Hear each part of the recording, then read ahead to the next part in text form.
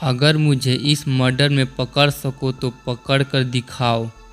ये चेतावनी थी दिल्ली में दहशत फैलाने वाले खौफनाक सीरियल किलर चंद्रकांत झा की।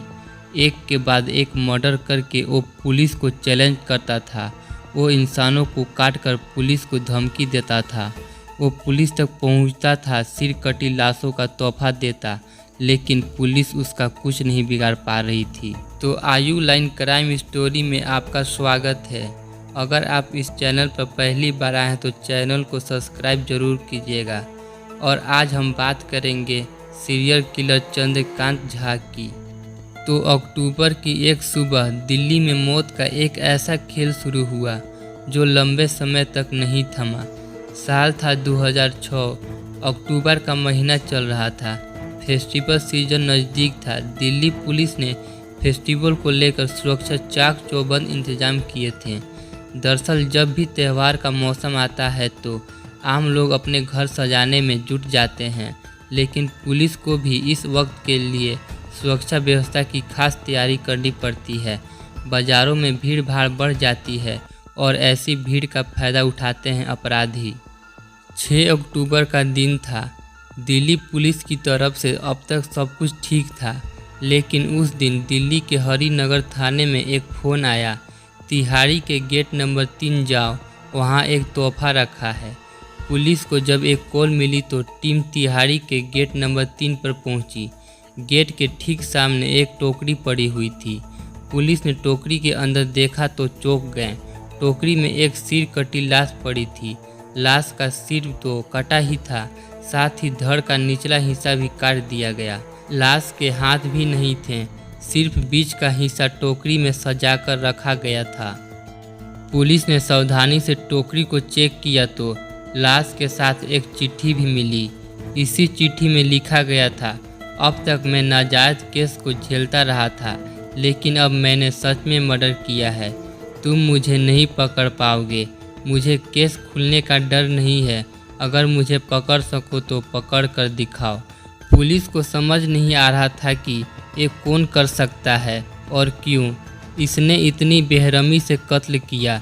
कातिल तो छोड़िए, पुलिस के लिए पहचानना ही मुश्किल था कि लाश किसकी है। इस मामले में पुलिस ने अनजान शख्स के नाम केस तो दर्ज कर लिया, लेकिन उन्हें कोई क्लू नहीं मिल पाया। महीने बीतते चले गए, नया साल शुरू हो गया। इस केस को लेकर उस वक्त कोई ज़्यादा जिक्र नहीं हुआ। 2007 में एक बार फिर तिहाड़ जेल के गेट नंबर 3 के बाहर एक टोकरी रखी दिखी। इस बार भी टोकरी में लाश पड़ी थी, बिल्कुल वैसे ही सिर कटी लाश जैसे अक्टूबर 2006 में मिली थी। लाश के साथ इस बार भी फिर चिट्ठी रखी गई थी, जिसमें पुलिस को चैलेंज किया गया था। अब मामला पेचीदा होता नजर आ रहा था। पुलिस ने तेजी से छानबीन शुरू की। तिहाड़ी जैसी जगह जहां पर सुरक्षा के कड़े इंतजाम होते हैं, वहां कोई कैसे लाश रख कर जा सकता था, क्योंकि वो हर कत्ल के बाद पुलिस को चेतावनी दे रहा था।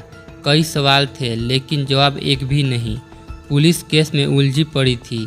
इसी दौरान दिल्ली में एक और सिर कटी लाश मिलती है। इस बार लाश की लोकेशन बदली हुई थी, लेकिन कत्ल का अंदाज वही था। लाश के हाथ पैर नहीं थे, धड़ का सिर्फ ऊपरी हिस्सा टोकरी में रखा गया था। इस बार खुद कातिल ने फ़ोन करता है और पुलिस को चैलेंज करता है कि वो उसका कुछ नहीं बिगाड़ सकती। चंद महीनों में 3 सिर कटी लाश मिलने से दिल्ली दहल जाती है। सीरियल किलर का खौफ हर किसी के दिमाग में छा जाता है। मीडिया लगातार इस मामले में कवर करता है। खुद दिल्ली पुलिस के कमिश्नर इस केस पर बारीकी से नज़र बनाए हुए थे। कई लोगों से पूछताछ होती है, कई लोगों के फ़ोन खंगाले जाते हैं। पूछताछ के आधार पर स्केच तैयार होता है। उस स्केच के आधार पर ही पुलिस की खबर मिलती है कि सीरियल किलर दिल्ली के डॉक्टर की दुकान में आने वाला है। पुलिस जाल बिछाती है। सादे कपड़ों में पुलिस डॉक्टर की दुकान के आसपास फैल जाती है। सीरियल किलर वहां पहुंचता है और पुलिस वहां उसे धर दबोचती है।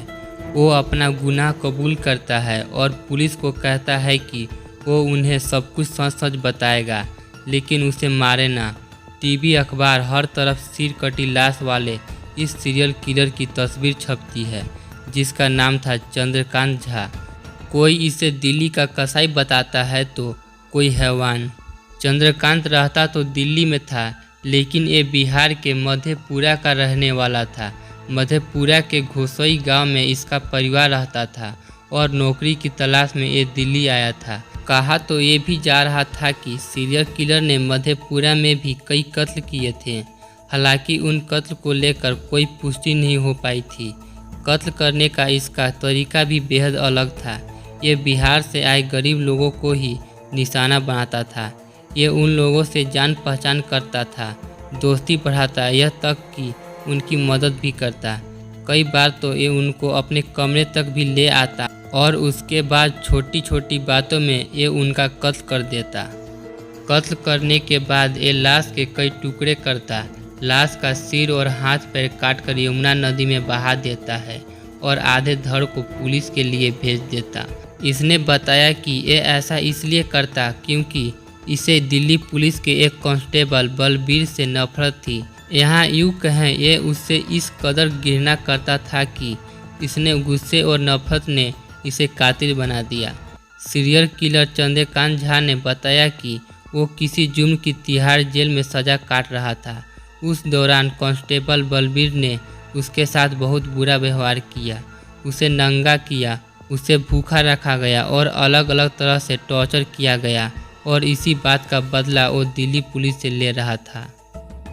अगर आप इसी तरह के और भी वीडियो देखना चाहते हैं तो वीडियो को लाइक और चैनल को सब्सक्राइब जरूर कीजिएगा।